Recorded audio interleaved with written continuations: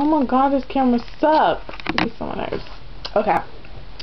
This one is one I just wrote. Don't really know what to call it. Any ideas, please do share. So here it goes. I'm trying hard to push these thoughts, emotions, and urges in the back of my brain. As I try to keep sane, I find myself distancing myself from you, my friend. Distancing myself from your body, your mind, your voice, your spirit.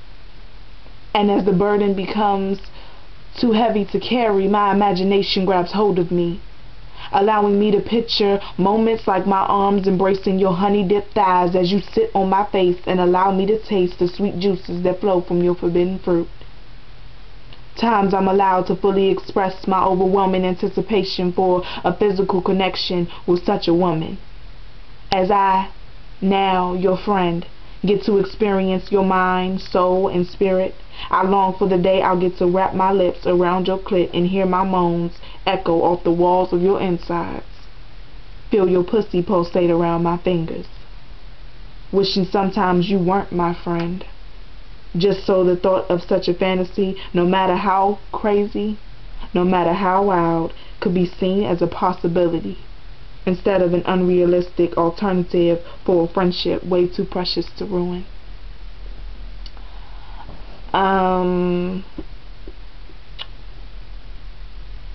This poem is about that one friend.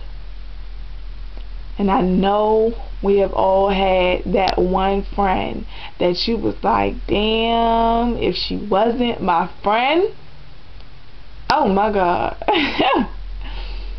And I'm not saying I felt like this lately, but it was a friend that I had that I was like, wow,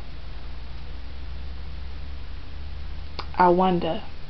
But I never took it there because, like I said at the end, it was an unrealistic alternative for a friendship way too precious to ruin.